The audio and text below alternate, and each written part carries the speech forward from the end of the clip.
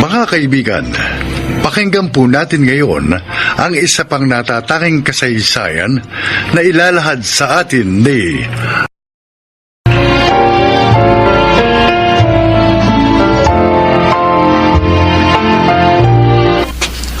ang mabuti pa, dumito ko na lang sa bahay. Tulungan mo nanay mo sa paggawa ng daing. Bakit ka pa mag-aaral? Ang babae, mag-aasawa lang naman at mag-aalaga ng mga anak. Di mo na kailangan ng diploma para dyan. Hindi nyo na nga pinag-aaral yung mga kapatid ko. Pati ba naman ako? Dina! Bakit? Ano bang pinagkaiba mo sa mga kapatid mo? Ha? Isa pa, sa tingin mo, may pangtustos kami ng nanay mo sa pag-aaral mo. Dagdag gastusin lang yan. Ay, Kung tutulungan mo nanay mong gumawa ng daing at magtinda, baka umasenso pa tayo ng konti sa buhay.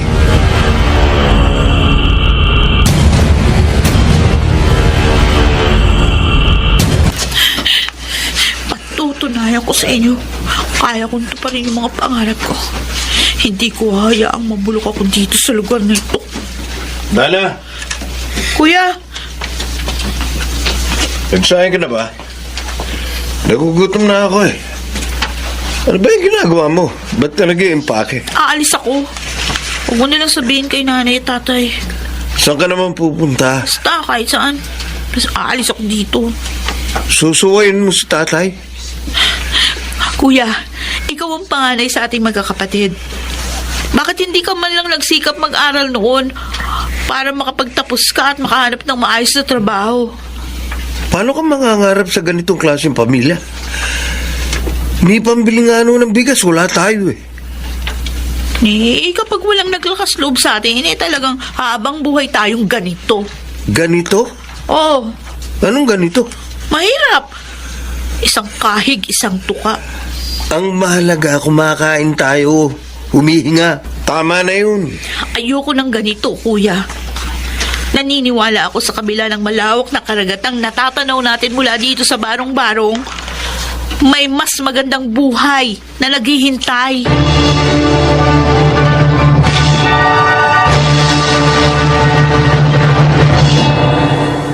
Galing ka pang probinsya?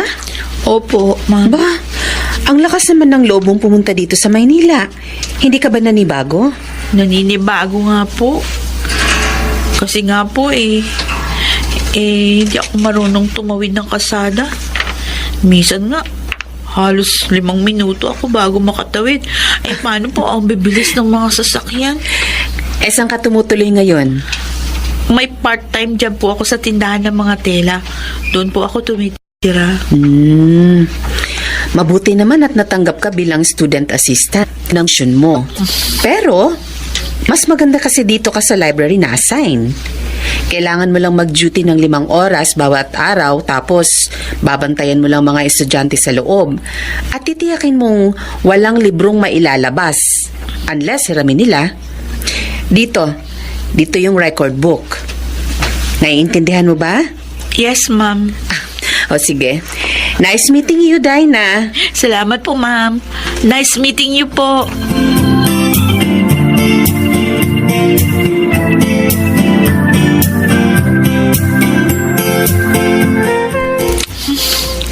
Dito na lang ako kakain para walang makakakita na tinapay lang yung bahon ko. Ayos na to. Iinom na lang ako ng maraming tubig. Excuse me, Ah, sasahuli ko tong libro. okay. Sige. Alam mo bang hindi pwedeng kumain dito sa loob ng library? Oo, alam ko. Kaya lang, wala na yung mga estudyante. Lunchtime naman. Kapag may teacher na nakikita sa'yo, makakagalitan ka. Ganun ba? Oo. Sige. Mami, ako na lang tutuloy yung kakain ko. Bakit kasi ayaw mong kumain sa kantin? Wala kasi wala akong pambili ng pagkain sa kantin. Ha? Tara, sama ka sa akin. Ha?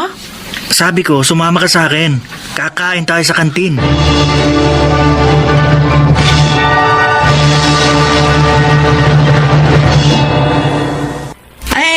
ito po yung telang in-order nyo. O, ayan, ayan. Salamat po. Balik po kayo. Ay, nakakapagod. Naku, anong oras na ba? Oh, lagkot. Isang oras na lang bago yung susunod ko subject. Magbibis muna ako.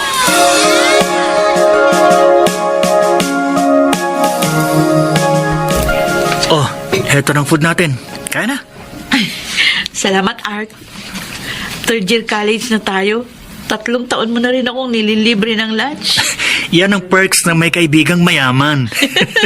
Sige na, kaya na. Tama. Mamaya tatakbo ka na naman papuntang library. Alam mo, Dinah, humahanga ako sa'yo. Kasi napakasipag mong tao. Kung ako sigurong nasa katayuan mo, hindi ko kakayanin ng ganyang setup. Student assistant sa umaga, tindera sa hapon, estudyante sa gabi. Natutulog ka pa ba niyan? Siyempre. Kung hindi ako natutulog, baka sinipsip ko na yung dugo dyan sa leeg mo. No. Gagawa mo pang magbiro, ha? Ay, naku, Art. Mahirap ang buhay. Buti ikaw. Suportado ka ng pamilya mo. Ako, wala akong pwedeng asahan kundi yung sarili ko. At syempre, ang Diyos. Kapag hirap na ako, wala akong ibang tinatakbuhan kundi si Lord. Siya lang naman ang nakakaunawa sa akin. So, ako pala, hindi. Hindi naman yung ibig ko sabihin. I'm hurt. Ouch! Ako ba? Ang ibig ko sabihin, hindi naman kasi pwedeng sa lahat ng oras ikaw yung hihinga ko ng sama ng loob at iba pang mga pinagdadaanan ko sa buhay. Buti si Lord. Kahit gaano kabigat, kaya niyang dalhin. Alam mo, nakikita ko aasenso ka. Magiging isa kang kagalang-galang, kataas-taasang nilalang.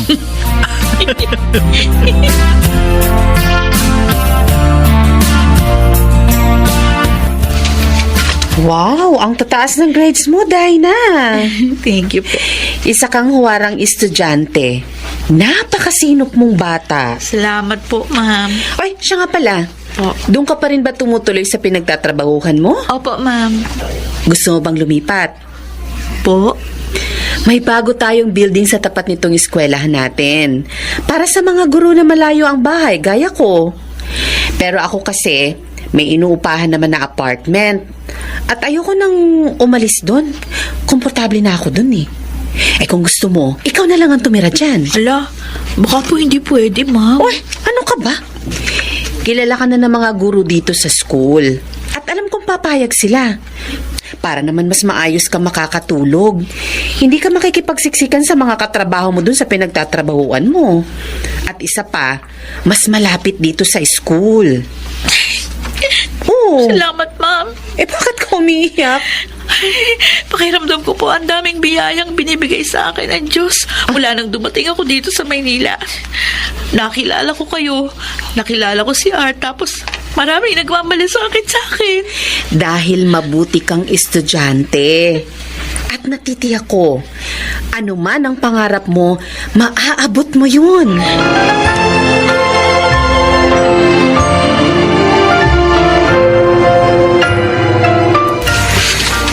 Nay, nandiyan ka na naman sa bintana. Ramon, Kahit araw-araw kang maghintay, hindi babalik si Dinah. alam mo ba, sa inyong magkakapatid, siya lang ang may kakaibang pangalan. Pinangalanan siya ng ninong niyang nurse na siya nagpaanak sa akin noon. Mula bata, kakaiba na siya. Habang lahat kayo na kontento sa ganitong uri ng buhay, siya naglakas loob na lumuwas ng Maynila. Hindi niyo rin alam, Nay. Baka nag-asawa na yun dun. Hindi. Hindi niya gagawin yon. Paano kayo nakasisiguro? Hindi ganon ang kapatid mo. Alam kong determinado siyang abutin ang mga pangarap niya. Nay, sa loob ng 4 na taon, ni minsan, hindi siya umuwi sa atin. Kung mayroon akong pinagsisisihan ngayon, yun ay ang hindi ko malaman siya sinuportahan. Kaya kung kinalimutan niya tayo, ayos lang. Pero sa kabila nun, maasa pa rin ako na kahit sana isang beses umuwi siya para makahingi ako ng tawad sa kanya.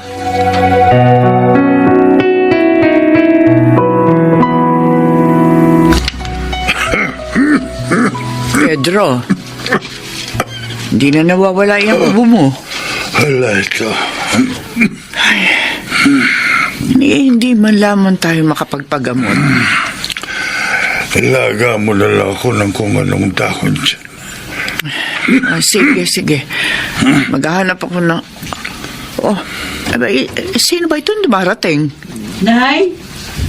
Nay? Diyos ko. Dinah!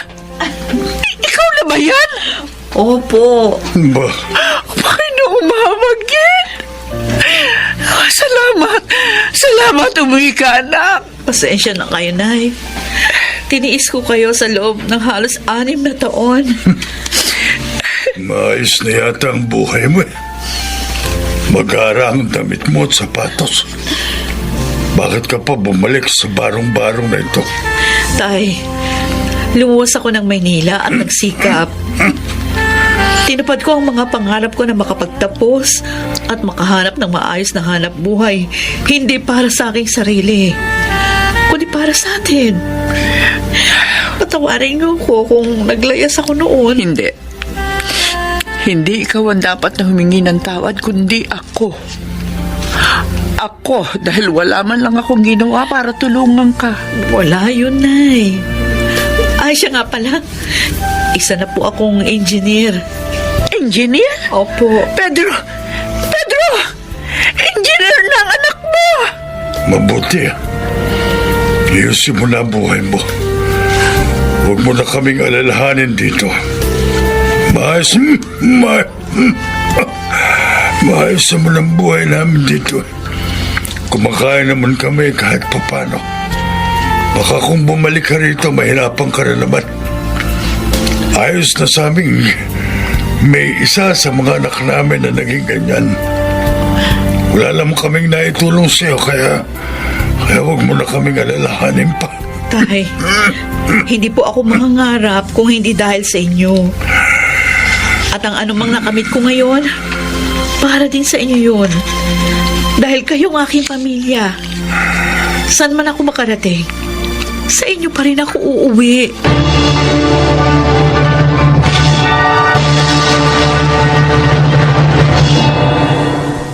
Hindi naman ganun kadali ang pagbabago sa buhay namin. Sa ngayon, naipagawa ko na ng mas maayos na bahay ang aking mga magulang. At pinag-aaral ko rin ang aking mga pamangkin. Gusto kong, kagaya ko, matutuhan nilang mangarap at magsikap para abutin ang gusto nilang abutin sa buhay. Ako si Dinah. Ito ang aking buhay. Si Dinah ang patunay na walang imposible sa taong nagsisikap at nananalig sa Panginoon. May mga pagsubok man, ang taong may determinasyon sa huli ay nagtatagumpay.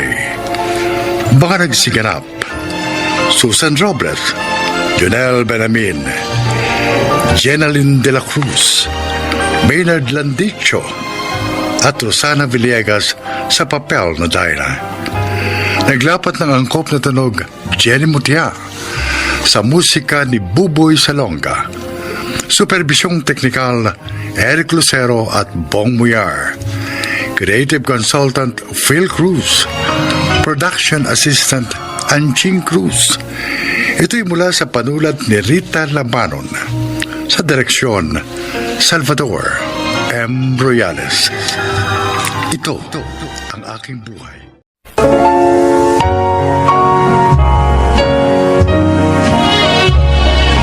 Magandang araw po mga giliw naming tagapakinig. Maririnig po natin ngayon ang paglalakad ng isang lalaking ilang ulit sumubok na bumuo ng pamilya, ngunit palaging tila pinaglalaroan ang tadhana. Siya ay si Dennis. Nang makakuha ko ng maayos na trabaho, nag-asawa ko ng maaga dahil iniisip ko mas mainam na hindi gaanong malayong agwat ng edad ko sa mga anak ko. Ngunit ang una kong asawa ay namatay nang ipanganak ang panganay namin. Makalipas ang 5 taon, nag-asawa uli ako. Pero hindi pa man kami nagkakaanak. Namatay din siya dahil sa sakit. Kung bakit lagi akong namamatayan ng asawa, ay isang malaking palaisipan sa akin.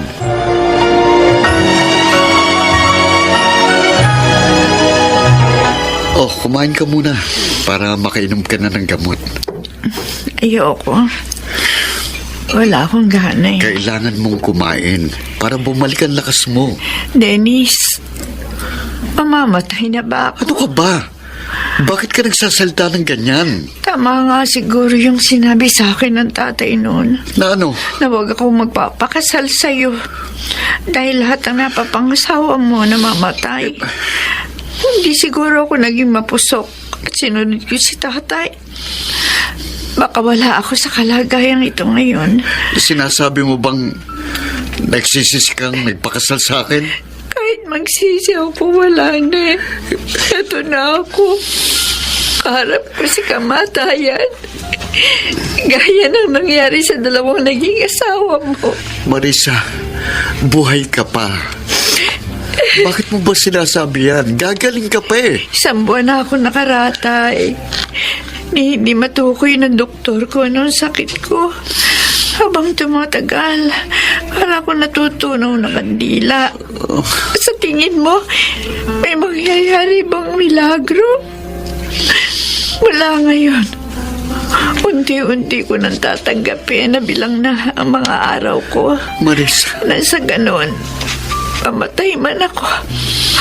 Wala akong dalang sama ng loob sa kabilang buhay. Marisa, hindi mangyayari yan. Gagaling ka pa.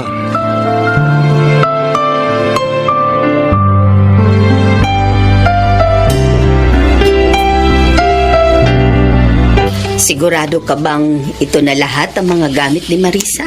Opo, Nay. Ay, susunugin ko na ang lahat ng ito.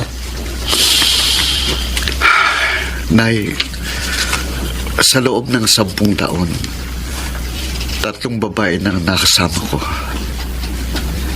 Lahat sila binawi sa akin. Talaga bang may sumpa ako? Gaya ng sinasabi ng mga kapitbahay natin? Walang isinusumpa ang Diyos. Hanggang doon na lang talaga ang buhay nila. Lahat tayo may kanya-kanyang krus na pinapasan. Pakiramdam ko, akong nagdadala sa kanila sa hukay. Huwag mong isipin yan. Ang mainap mong gawin, magluksa ka ngayon. At bukas, bumangon ka. Araw-araw ay may bagong pag-asa, Dennis. Sa akin na munang 2 mong anak. Doon na muna sila sa bahay. Salamat, Nay. Salamat sa pangunawa.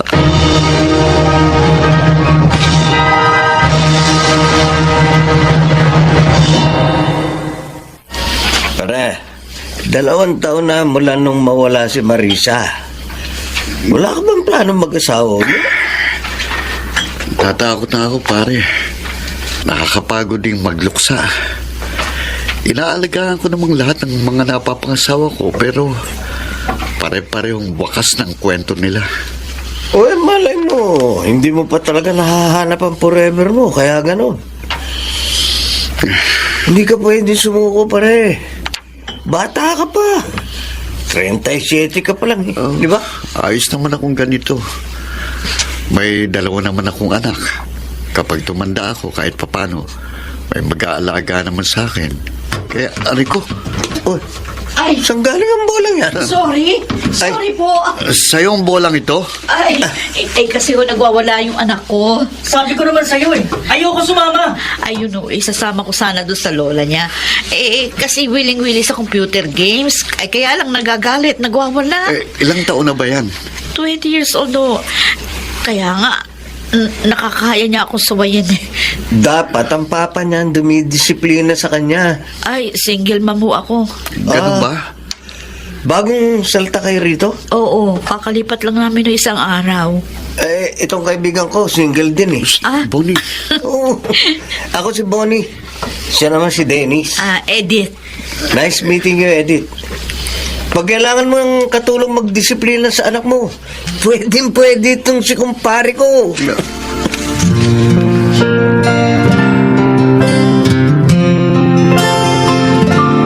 Napansin ko yung itsura ni Edith.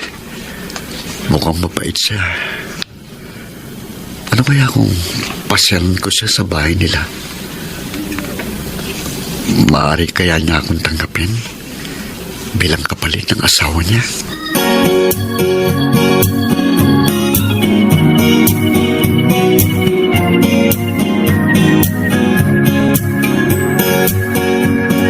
Aba, ang pogi pala nitong anak mo, Eddie. Oh, Eric, mag-bless ka. Mano po? Magpasensyahan nyo na po talagang ganyan siya. Umuwi na tayo.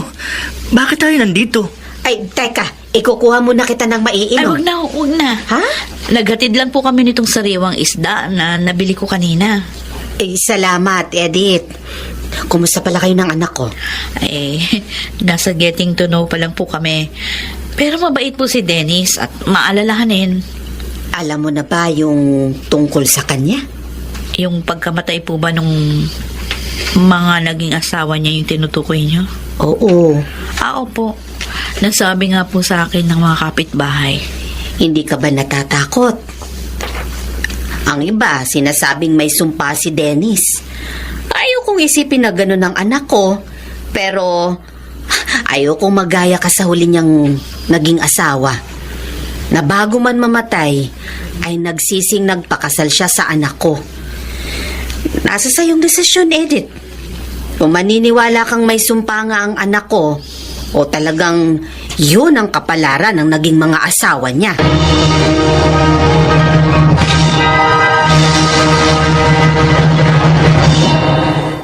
Ano bang gusto nyo kay Mang Dennis, ma? Ayoko sa maging stepfather. At isa pa, sabi ng mga tao, namamatay ang mga napapangasawa niya. Gusto niyo rin bang mamatay? Bakit ba pinagtataasan mo ako ng boses? Ayoko nga sa kanya eh. Alam mo ikaw, lumalaki kang walang respeto sa mga matatanda. Yan ba tinuro ko sa'yo? Ha? Kung ayaw mo sa kanya, pwede mo namang sabihin sa akin ng mahinahon. Huwag mo akong sisigawan. Mabuting tao si Dennis. Hindi siya kagaya ng tatay mo na basta na lang tayong iniwan na parang mga basura. Ano to? Bagong bola. Sabi ng mama mo, mahilig ka raw mag-basketball. Kung ginagawa mo to para makuha ang loob ko, ngayon pa lang, sinasabi ko sa'yo, mabibigo ka. Hindi ko ito ginagawa para makuha ang loob mo. Dahil kahit ayaw mo sa akin, hindi mo mababagong isip ng mama mo. Sa susunod na buwan, ikakasal na kami. Kapag may nangyaring masama kay mama, ikaw ang sisisihin ko. Naniniwala ka rin may sumpa ako. Layuan mo si mama. Huli na, Eric. At ito lang ang payo ko sa'yo. Kung ayaw mong may mangyaring masama sa mama mo, huwag mo siyang laging sinasagot-sagot. Irespeto mo siya dahil magulang mo siya. Ngayon, kapag nalaman kong palagi mo pa rin siyang sinusuway at pinagtataasan ng boses, akong magdidisiplina sa'yo.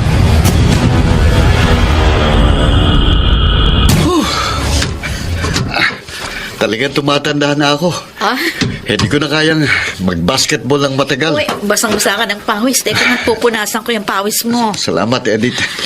Ako ang dapat na magpasalamat sa'yo. Kasi nagsikap ka para magkasundo kayo ni Eric. Hindi ko naman kinuha ang loob niya. Dahil naging totoo lang ako kay Eric. 20 years old na siya. At hindi na rin siya pwedeng i-baby. Ang mga anak na ganyan dapat ay pinakikitaan ng tamang klase ng disiplina. Dapat makita nilang hindi nila tayo kayang patiklupin at idaan sa mga tantrums nila. Ay, napakaswerte ko sa'yo, Dennis. Bakit nagbuntong hininga ka? 3 buwan na tayong kasal. Natatakot ka ba? Ayoko namang isipin na mangyayari sa yung nangyari sa mga naging asawa ko. Pero may mga pagkakataong ganito. Nag-aalala ko. Magtiwala lang tayo sa Diyos. Hindi ako mamamatay.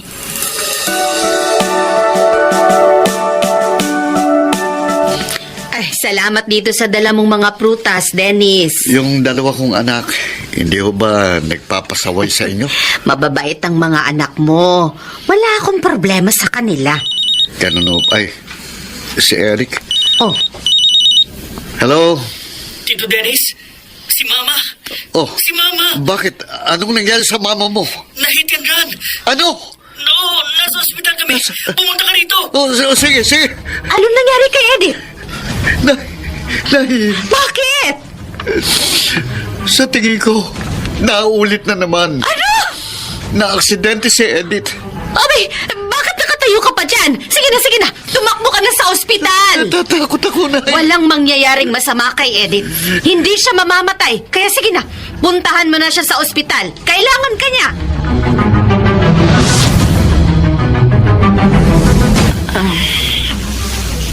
Oh, Ma. Dahan-dahan, ha? Dito ka mahiga. Ay, salamat. Salamat, Eric, anak. Ma, mayon ko muna kayo. Aayusin ko yung mga gamit mo sa labas. Dennis. Mula kahapon, nung dumating ka sa ospital, wala kang imik. Natakot ka ba? Edith, Sugat lang sa binti at pasa sa braso ang injuries ko. Motor lang naman ang nakabangga sa akin. paano kung pagkatapos nito, may sumunod pa? Bakit iniisip mo yan? Hindi ko mapigilang matakot. Minsan, parang gusto ko nang hiwalayan ka. O bakit ka tumatawa? Kung natatakot ka, dapat hindi ka na naglakas ng loob noon, naligawan ako. Paano ba ako makakawala sa takot na ito? Manalangin ka at magtiwala ka sa Diyos na hindi siya naghahangad ng anumang masama sa kanyang mga anak. Napakatapang mong tao. Ay naku, Dennis, kalimutan mo na yung mga malulungkot mong karanasan. Hanggat patuloy kang nakagapos dyan sa mga karanasan na yun, lagi ka pa rin babalutin ng takot. Wala kang sumpa. Tandaan mo yan.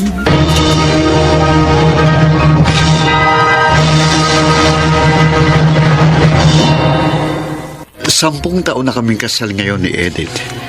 Siya na ang pinakamatagal.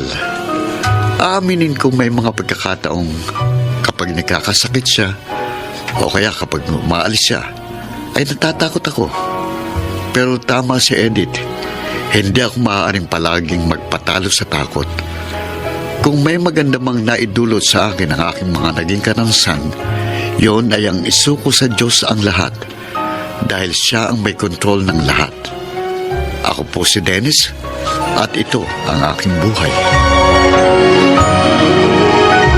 Ang paulit-ulit na pagsubok na ating nararanasan ay hindi dahilan para tayo ay subuko.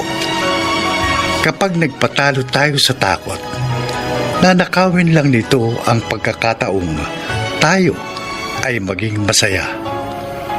Mga nagsiganap: Susan Robles, Jenaline de la Cruz, Rosana Villegas, Yudel Benhabin, Maynard Landicho Jr. at Phil Cruz sa papel na Dennis. Naglapat ng angkop na tunog Jerry Mutia. Sa musika ni Buboy Salonga. Supervisyong teknikal Eric Lucero at Bong Muyar. Creative Consultant Phil Cruz. Production Assistant Anching Cruz. Ito'y mula sa panulat ni Rita Labanon. Sa direksyon Salvador M. Royales. Ito ang aking buhay.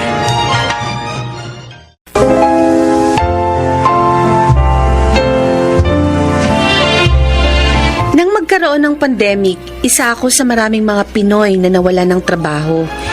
Bilang panganay at breadwinner pa ng pamilya, hindi maaaring wala akong hanap buhay, kaya sinubukan ko ang nauuso ngayon na online selling.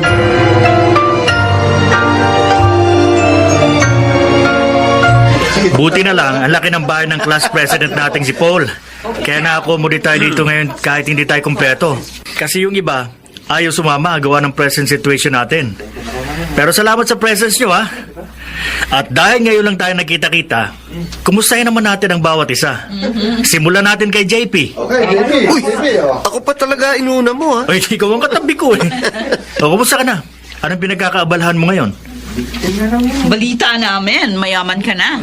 Grabe naman kayo. Simple lang naman ang buhay ko. Nagtatrabaho ako sa gobyerno.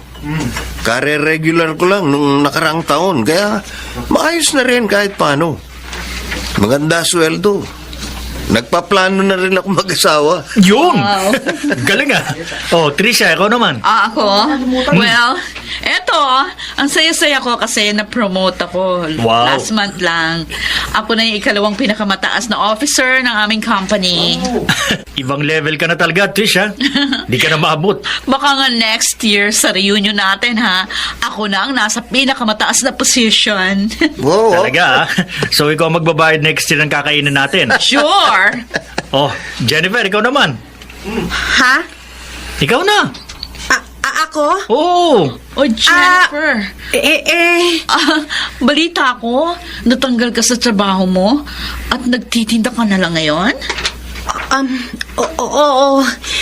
Natanggal ako sa trabaho ko dahil nag-lay off yung company namin. Ngayon, nag-online selling ako. Degree holder ka pa naman tapos nagtitinda ka lang? Trish, teka lang, ha. Patapusin na muna natin si Jen. Oo nga naman, Trish. Masaya namang magtinda. Lalo kapag napaubos ko mga itinitinda ko. So, baka gusto niyo akong tulungan, guys. May dala akong ngayong items. Eto. Seriously? Magtitinda ka ngayon dito? Oo. O ikaw, Trish. Baka gusto mo pakyawin ang mga tinda ko. Total, promoted ka na, di ba? Baka 6 digits na ang sweldo mo. Ambunan mo naman ako.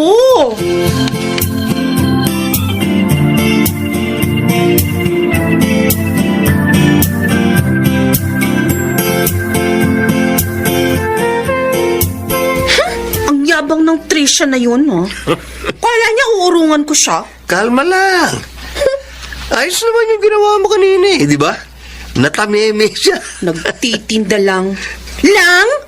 Minaliit niya pa ako? Kung tutusin, hindi ako nagtitinda lang. I am a businesswoman, you know.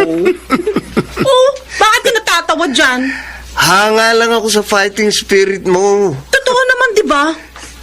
Masyado siyang matapobre. Makikita niya. Next year, magkakabaliktad ang mundo namin.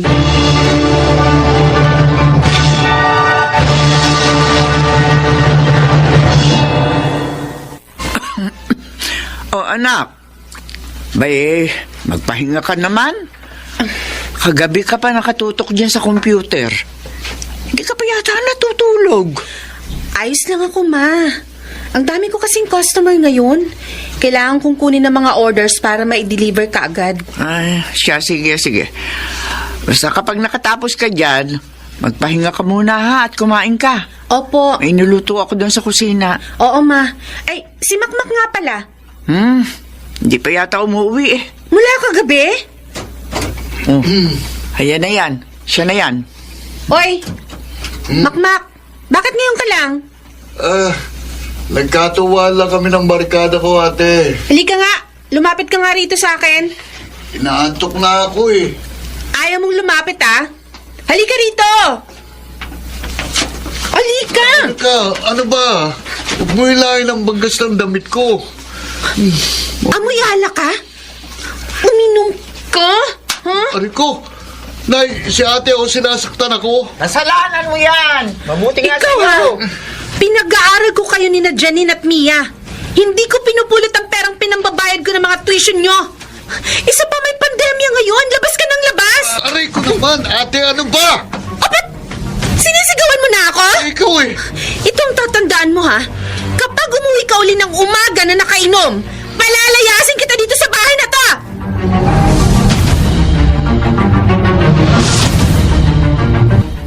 Uy, alam mo ba, PG? Oh.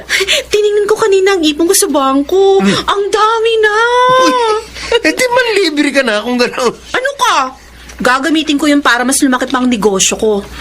Plano Oo. kong magtayo ng water refilling station sa bahay. Kasi ngayon, alam mo na, may pandemic. Kailangan pa rin ng tubig ng mga tao. Papawiin ko ang uhaw ng mga tao. Ang baduy mo. Basta, sinasabi ko sa'yo, nagsimula ako sa pagtitinda pero magtatayo ako ng mas malaking negosyo. At magiging mayaman ako.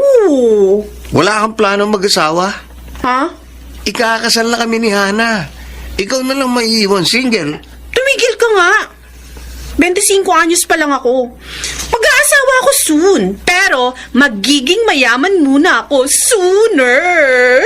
Good luck sa pagpapayaman mo.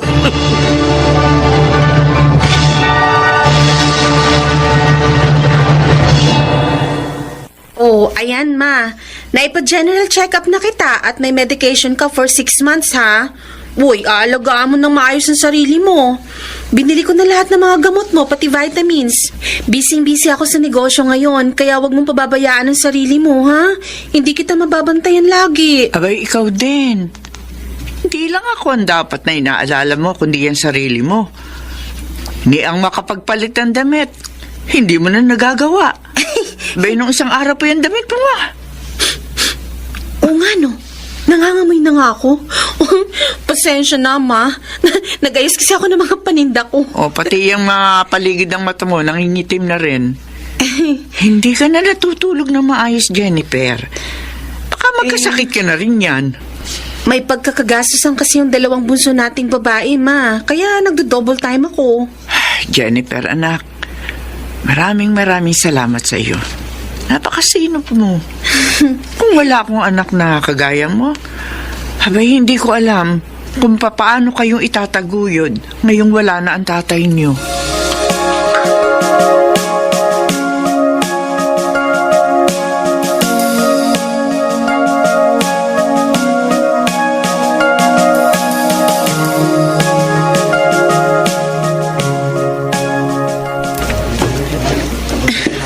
Konti na lang.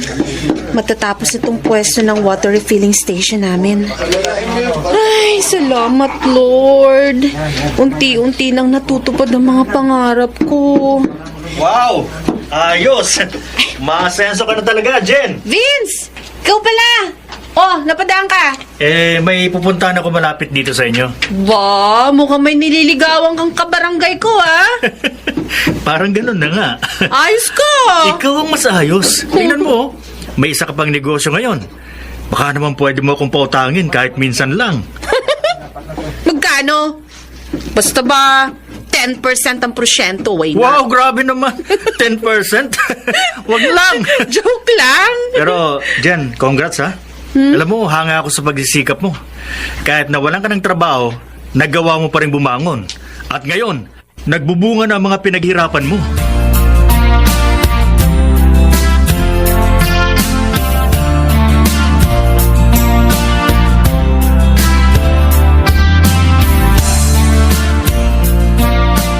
Ate, bakit naman ako? Oh, sinong gusto mo? Si Mama. Nakita mo nang hindi siya maaaring mapagod masyado dahil sa kalagayan niya.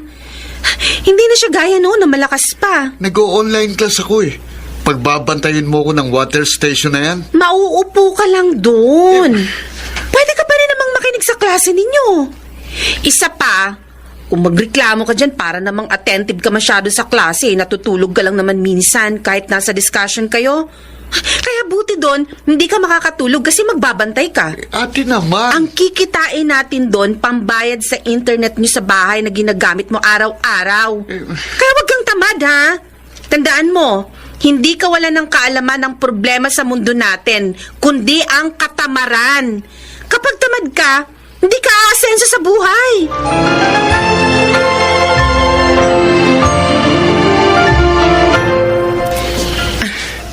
Babawasan ko muna yung ipon ko para mapaayos ko na yung bahay namin. Oh, si Trisha to ah. Pabatiin ko nga. Hi, Trish! Oh, Jennifer. Ikaw pala yan. Ano ginagawa mo dito? Magwi-withdraw. Ikaw? Ha? Ma'am, approve na yung loan nyo. paki-fill out na lang nitong form. Okay, sige. Thank you. Nag-loan ka? Naku, hindi ka nagsabi. Sana sa akin ka na lang umutang. Wala pang porsyento.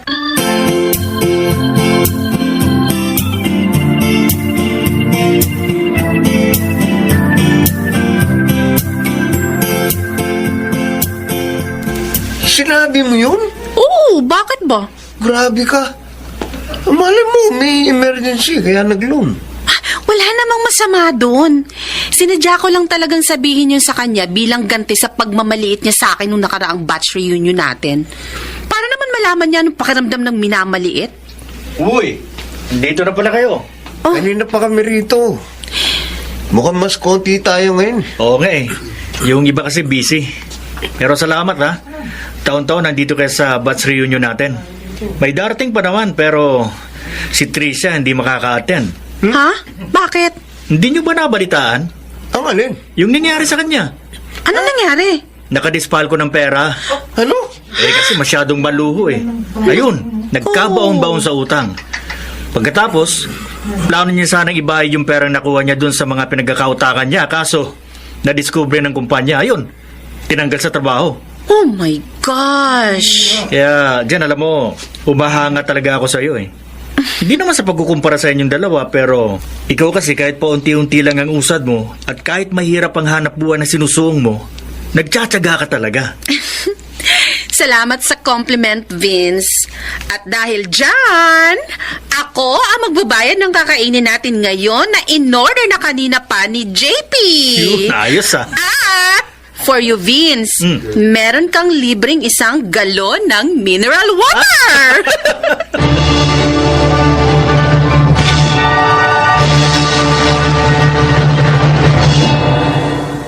Mahirap ang buhay pero sa mga taong masipag at marunong magtiyaga, hindi imposibleng matupad ang ating mga pangarap.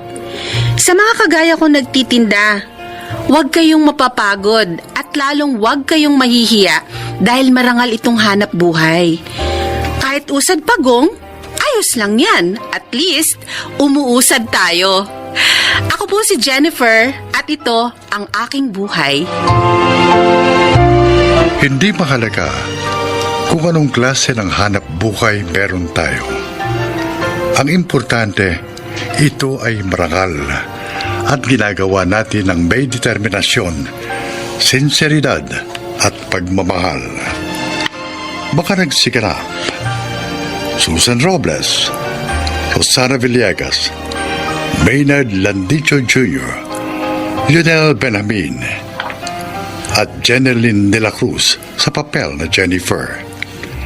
Naglapat ng angkop na tunog Jerry Mutial sa musika ni Buboy Salonga. Superbisyong teknikal Eric Lucero at Bong Muyar.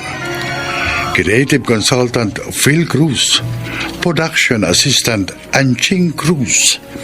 Ito'y mula sa panulat ni Rita Labanon. Sa direksyon Salvador M. Royales. Ito ang aking buhay.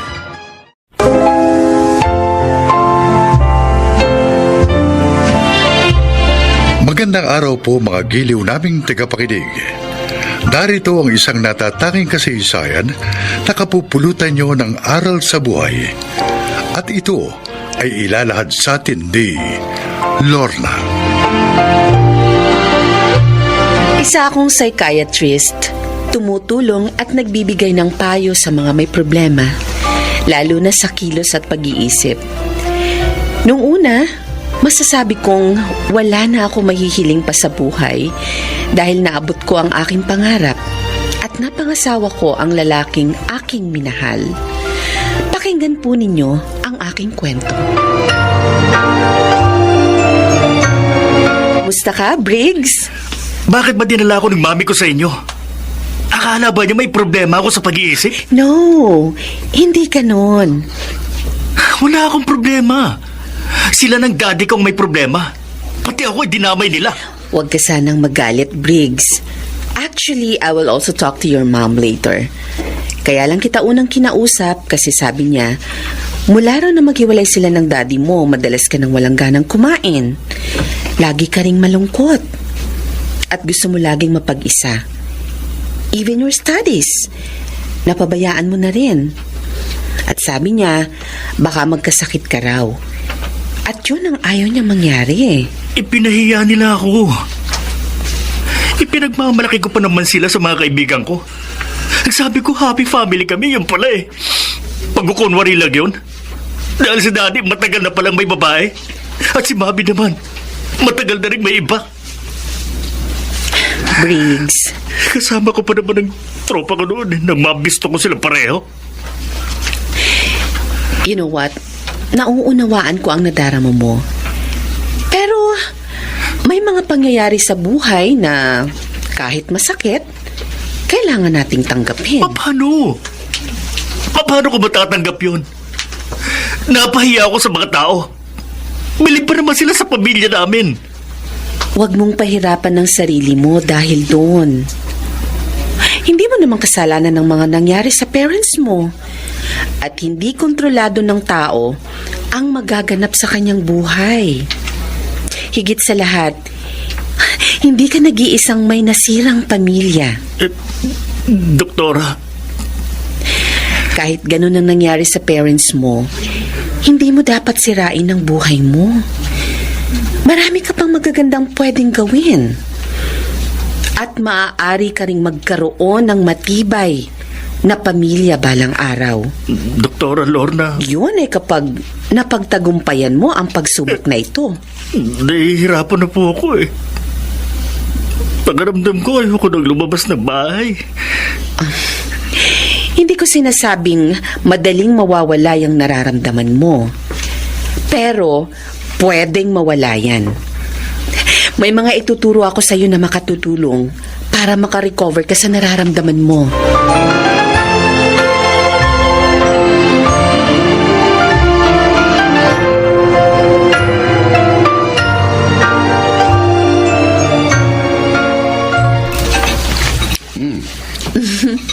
Masarap bang niluto ko, dear? Oh, yes, dear. Mukhang may bago ko na namang natutuhang luto, ah. Sinabi mo pa. You know, lagi naman ako nag-aaral ng mga bagong putahe para sa inyo ng anak natin. How was your job? Okay naman. Na-handle ko naman lahat ng pasyente ko. Medyo naawa nga lang ako sa isang pasyente ko kanina. Bakit? Akala niya kasi happy family sila. Ipinagmamalaki niya ang parents niya sa mga friends niya. Yun pala, parehong may ibang karelasyon ng mga yun. Ganon? Yes. At ang masakit pa sa kanya, kasama pa ang mga friends niya nang madiscover yun. Ay, talagang kapag naghiwalay ang mag-asawa, hindi maiwasang maapektuhan ang mga anak. By the way, Lorna, 3 days lang uli ako dito ngayon, ha? Ha?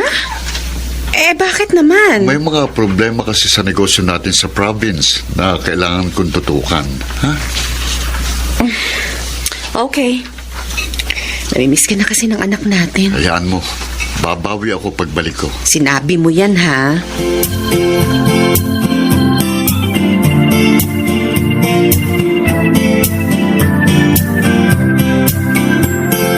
Happy birthday po, Daddy.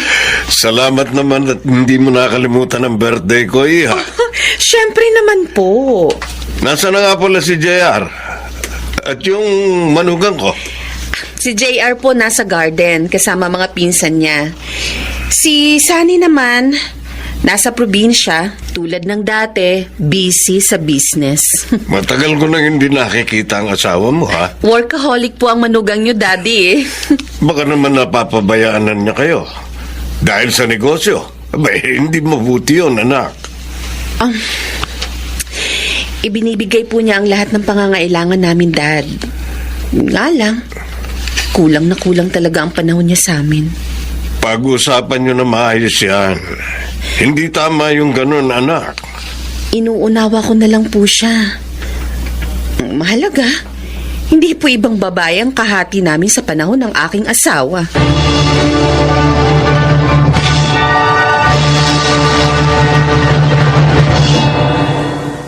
Natulog na ba si Joyce, Connie? Ay, oo, Sammy. Paano? Napagod kasi sa paglalaro niyo mag-ama. Kumusta naman ang pag-aaral niya? Wala namang problema. Matataas ang grades ng anak natin. Natutuwa akong malaman yan.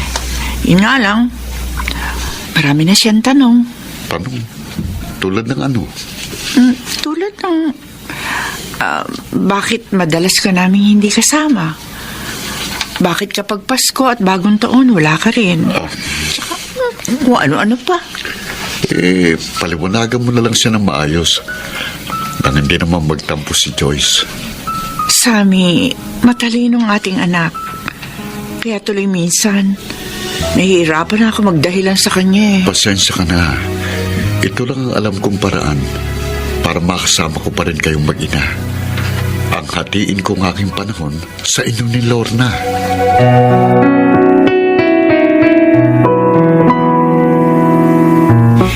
Anong maipaglilingkod ko, Helen? Doktora, yung friend ko na natulungan nyo ang nag-recommend sa inyo. Napuntahan ko. Baka daw kasi matulungan nyo ako. How can I help? Anong problema? May boyfriend kasi ako. First love ko siya. More than 5 years kami. And then? Bigla na lang siya namatay. Napakasakit. Parang gusto ko na rin mamatay, doktora. Gaano katagal na siyang patay? 4 years na ho. Sinagot ko siya nung 17 ako. I see. At ano ang ikinamatay niya? Motorcycle accident. Then, ano ang ginawa mo mula nun? Ayun, nawala na po ako ng gana na magtrabaho. Palagi na lang akong nasa bahay. Nalulungkot at umiiyak. Madalas tinitingnan ko yung mga picture namin. Madalas kinakausap ko. Dapat, sikapin mo nang malimot siya. Dahil talagang kahit kailan, hindi na siya babalik pa. Dahil nga patay na siya. Dok, di ko alam kung paano gagawin ko. Di ko kaya. Madalas nga sa gabi, napapanaginipan ko pa rin siya. Okay. I totally understand. Hindi talaga madali ang mawala ng minamahal. Lalo na first love mo pa. Pero lalo mong hindi makakaya yan kung mananatili kang nag-iisa at nalulungkot. So, ano pong gagawin ko para makayanan ito? Ano?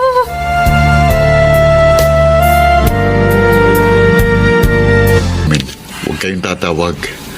Ako lang ang tatawag sa inyo. Para si Lorna. Oo, mahal. Bakit malungkot ka? Dahil matagal kang mawawala sa amin ngayon. Connie, pasensya na. Kailangan kasing bumawi ako kina Lorna. Madalas na akong hanapin ni JR.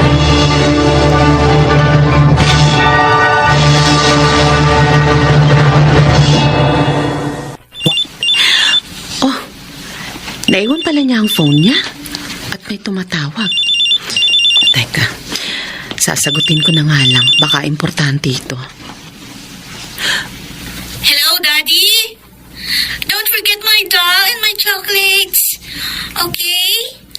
Oh, sige, I will play na. Here's Mommy. Hindi.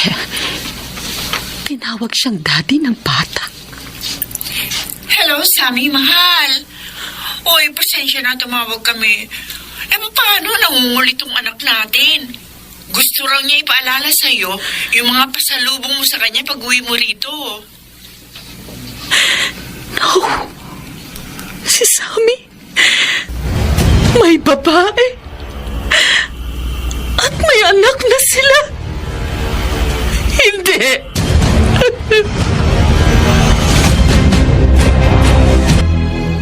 Baka naman nagkamali lang ang tumawag na yon, anak. Hindi po, Daddy. Binanggit ng tumawag ang pangalan ni Sammy. Ah, Kaya dahil doon, nag-check po ako sa FB account ng asawa ko. At natuklasan ko, hindi lang pala isa ang kanyang account. At doon ko po nalaman ng lahat. Ay, may babae nga siya na ang pangalan ay Connie. At may anak na po sila. ano? Napakasakit po pala, Dad. Dati, naririnig ko lang ang mga ganitong pangyayari sa mga pasyente ko. Ngayon, nangyari din sa akin. Anong balak mo ngayon, anak?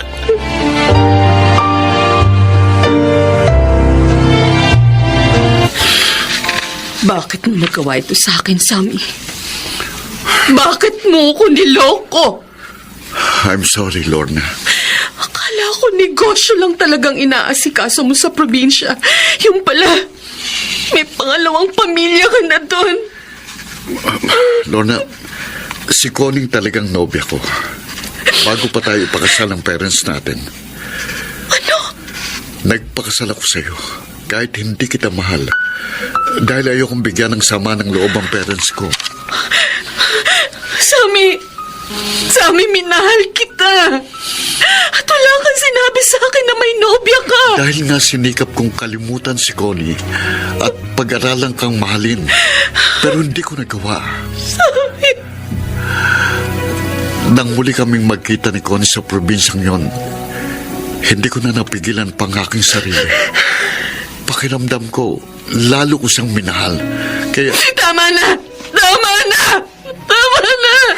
Lorna, palayain na natin ang isa't isa upang hindi na maghirap ang ating kalooban. Huwag kang mag-alala. Hindi ko kayo pababayaan ng ating...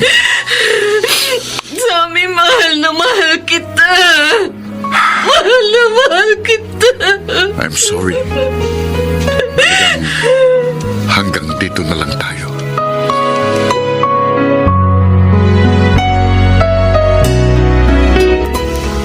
Tama ang pasya mo na bumalik dito sa atin, anak. Lalo lang po ako malulungkot pag nanatili pa ako sa bahay namin, Dad. O anong plano mo sa bahay niyo? Pumayag po si Sammy na ipagbili ko yon. Sabi niya itabi ko na lang daw ang pera para sa kinabukasan ng anak namin. Ngayon ako nagsisisi sa pagpapakasal ko sa iyo sa anak ng kaibigan ko. Kasalanan ko rin po, Dad. Pumayag ako. Kasi noon pa man mahal ko na si Sammy. Inakala ko mamahalin din niya ako. Pero nabigo ako. Anak, Masakit. Masakit, Dad. Masakit. Kahit pala psychiatrist ako at nagpapayo sa mga may problema, masasaktan pa rin ako pag ako nang namumroblema. mawawala rin ang sakit na yan, anak. At alam mo kung sino ang tunay na makatutulong sa iyo para mangyari yon. Yes, Dad. At tulad ng mga pasyente ko, gagawin ko rin po ang ipinapayo ko sa kanila. Lalapit ako sa Diyos upang pagalingin niya ang sugat ng puso ko.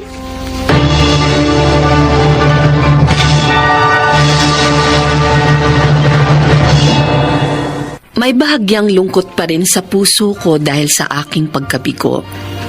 Ngunit mas matatag na ako ngayon. Inspirasyon ko ang aking anak, maging ang mga taong nangangailangan ng aking mga payo. Ako si Lorna, isang psychiatrist, at ito ang aking buhay. Walang suliraning dumarating sa ating buhay nang hindi natin kayang hanapan ang solusyon.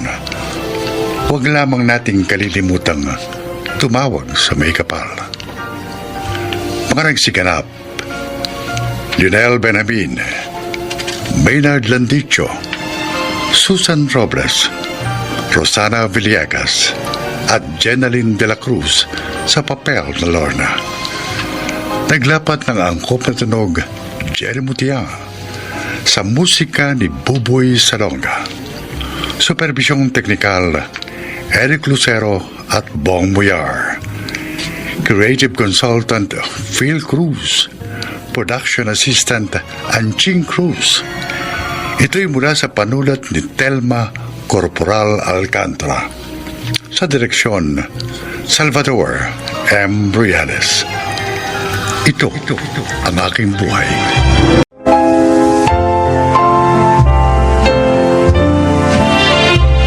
Magandang araw po mga giliw naming tagapakinig.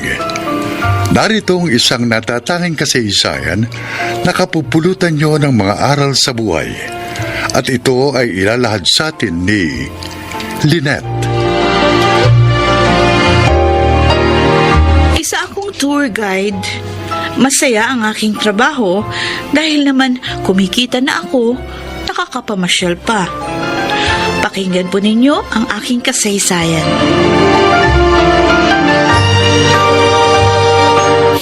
Opo, Tito. Natanggap ko na yung perang pinadala nyo. Mabuti naman.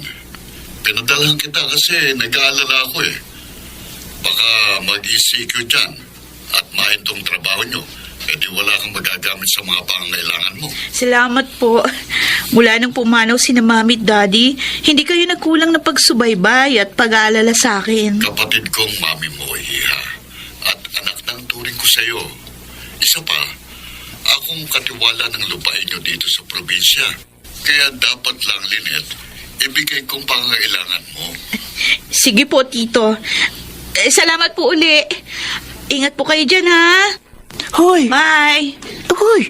Bakit hindi mo sinabi sa tito mo na wala na tayong trabaho dahil nga sa pandemic? Eh kasi Rosette, bala kong surpasahin si Tito. You mean, uuwi ka sa probinsya nyo? Oo. Ayaw kong abutin ng ECQ dito. Hoy, sama mo naman ako. Oo ba? Mabuti pa nga kasama ka para mas masaya.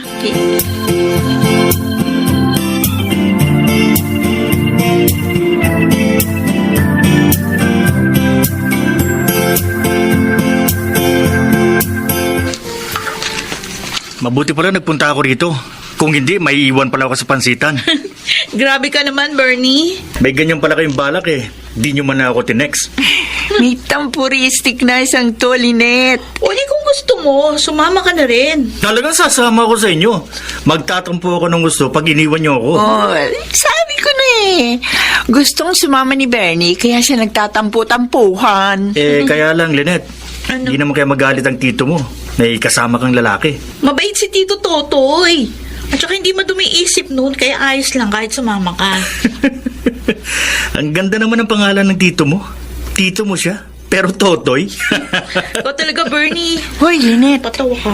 may binata bang anak ang tito mo? Naku, Rosette, malas mo.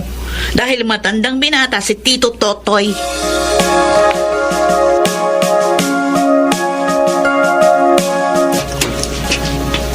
Surprise! Aba, Lynette. Hindi mo sinabing uuwi ka. Talagang sinadya ko po yung tito dahil gusto ko kayong sorpresahin. Matagal na kasi tayong hindi nagkikita. Kaya naisip ko, dito na lang ako mag-spend ng ECQ. Ganun ba? Opo. Um, Ay, kasama ko nga pala yung mga kaibigan ko, si Bernie at saka si Rosette. Magandang hapon po. Ay, sir, good afternoon po. Magandang hapon din sa inyo. Tito na lang din ang itawag niyo sa akin, total naman. Mga kaibigan kayo nitong pamangkin ko. Oh, see guys, sabi ko na sa inyo, mabait ang tito ko. Kaya wala kayong dapat alalahanin.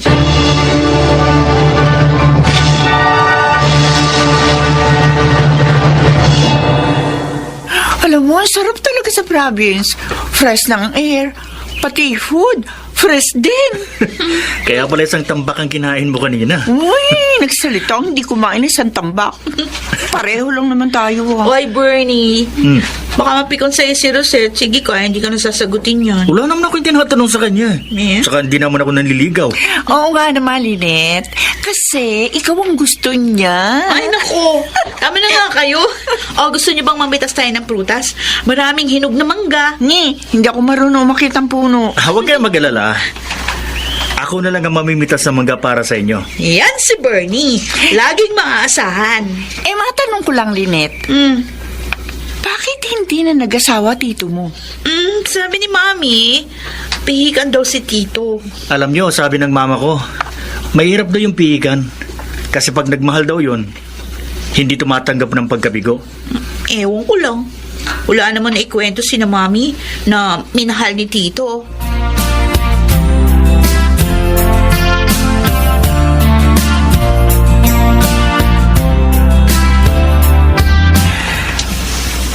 Pangalawang gabi na namin dito kina Lynette. Pero hanggang ngayon, namamahay pa rin ako. Hirap pa rin ako makatulog. Lalabas muna ako ng kwarto. Magpapahangin ulit ako katulad kagabi. Ay, katulad ng dati, ang tahimik pa rin dito. Mga kuliglig lang ang maririnig. Malayong malayo sa buhay namin sa lungsod, na kahit gabing-gabi na, maingay pa. Malamang sina Lynette at Rosette, madali nakatulog ang mga yon.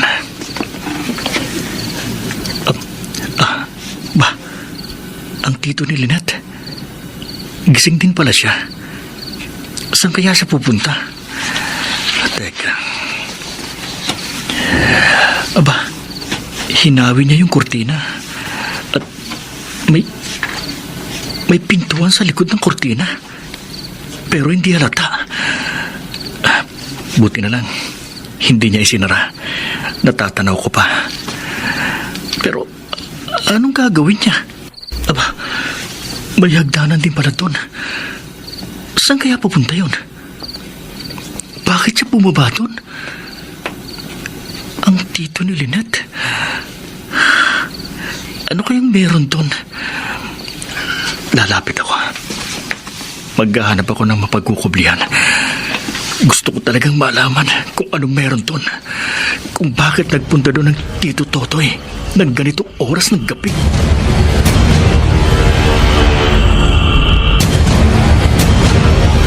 Hindi ko alam na may sikretong daanan dito, Bernie. Kasi matagal na akong hindi nagpupunta dito. Baka naman basement yun, Lynette. Pwede. Bihira naman kasi kung magtanong ng tungkol sa bahay na ito nun kay Mami. Ang ipinagtataka ko lang, bakit siya nagpunta doon ng hating gabi? Pagkatapos mga 30 minutes bago siya bumalik. Ha? Alam mo, gusto kong puntahan yung lugar na yun eh. Kaya lang, ayoko namang gawin yun ako lang.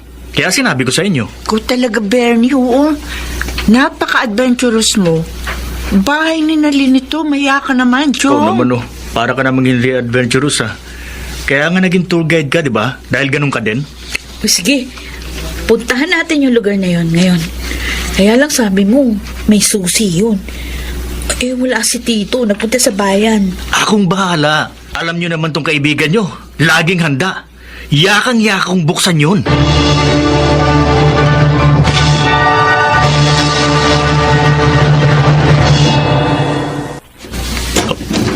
Lynette, Rosette, tingnan nyo ang nasa maliit na kwartong ito.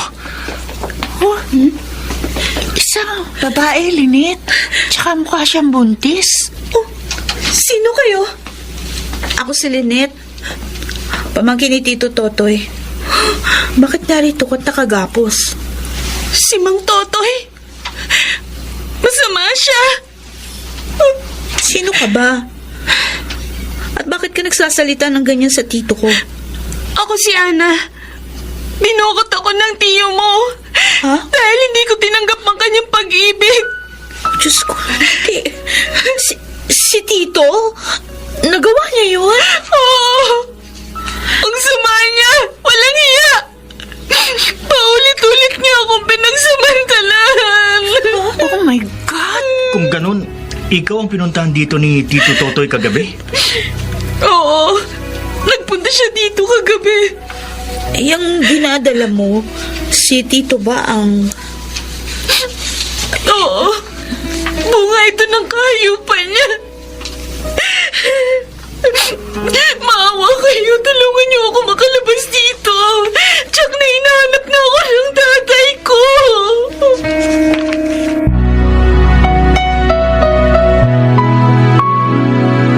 Tay!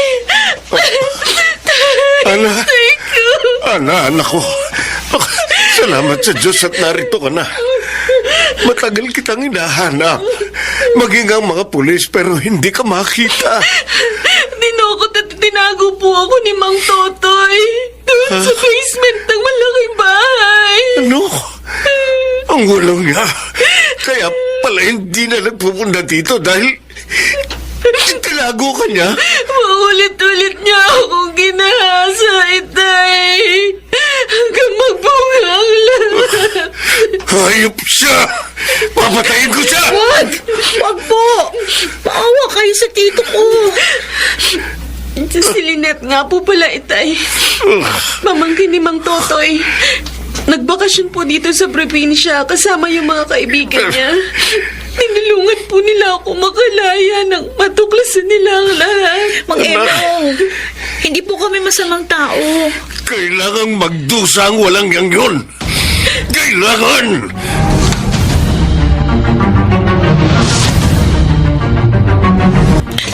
Tito, bakit? Bakit nyo ginawa yun? Ha? Anong ibig mong sabihin, Lynette? Alam ko na po ang lahat. Ang pagdukot at panggagahasa nyo kay Ana.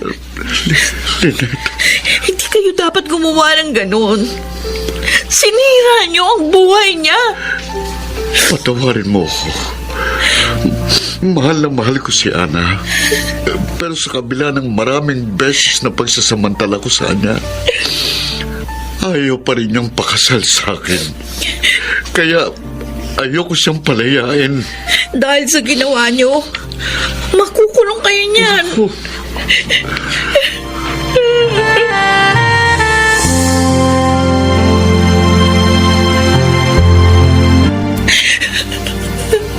Tama na. Tama na, Lynette. Huwag ka na umiyak. Nakulong ng tito mo. Hindi na natin mababago pa ang lahat. Nasasaktan pa rin ako sa nangyari sa tito ko. Pangalawang magulang ng turing ko sa kanya. Yun pala, may masama siyang ginawa. Buti na lang pala. Nagbakasyon tayo rito. Nakapagligtas tayo ng isang buhay. At isang pagkakamali ang ating naituwid.